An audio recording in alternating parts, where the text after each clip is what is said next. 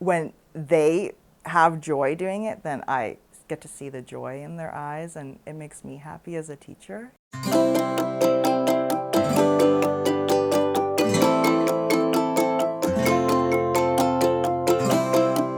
Where's your brother? And that's the end. This journey began with Kara because she's a part of our novice group of teachers, and she landed herself in a kindergarten role. And me being a kindergarten helping teacher, she outreached to me because in her experience with university, she knew what the Writers' Workshop structure was, but she was really curious about what that would look like in kindergarten. What am I gonna write about today? That's when we go up into our brain pockets. So back in October, we started this journey together of me going in and modeling different lessons for her children, launching 4 ways of writing, curly, letter, sound, and into book writing, and then using some of Adrienne Gear's work around brain pockets.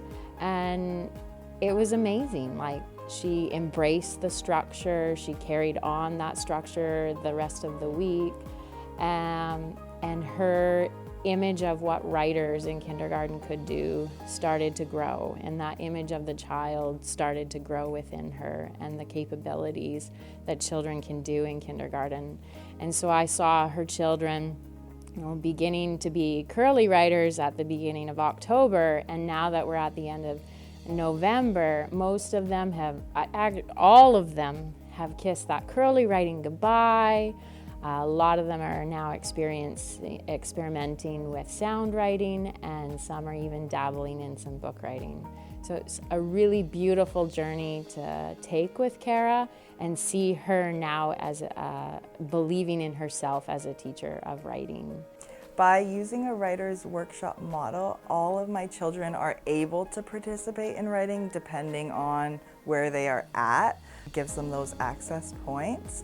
So we always start with curly writing, and every child can write because they're a curly writer, and then I introduce that you can be a letter writer and a sound writer. And by teaching children that they can build their stamina by being a sound writer or a letter writer, then they're super eager and they want to bump themselves up from being a curly writer. So it gives them that independence because they can do what they want to and where they're at. And some days they might be a sound writer and some days they might be a letter writer, just depending on the child's energy and what they need. From my imagination fire.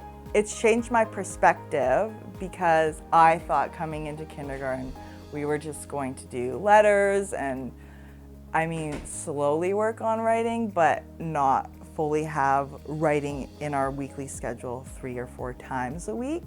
I would say having enthusiasm, like I'll stop the class and I'll be like, everyone hold up, freeze for a second. So-and-so has jumped from being a letter writer to now a sound writer, and then we'll give them a round of applause.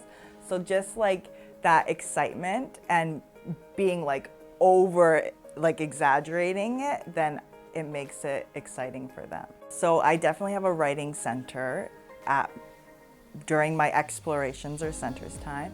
And students, I have fun pens and stuff like that, so they find it super fun to be writing during their centers time, which is crazy to me because I'm like, why wouldn't you want to be playing with the train? You're writing.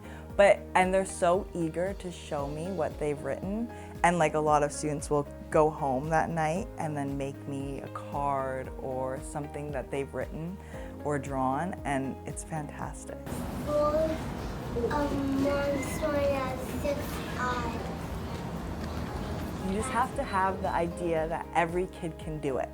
And if they're not ready to do it yet, then that's okay, but every kid will have the ability to do it at some point, and keeping that image of the child and making it so that yes, they can do it, and they're in kindergarten, they can't do this yet. But you have to meet them where they're at and then push them a little bit. But yeah, every kid can do it. Give yourself another pat on the back. Give me a woo woo!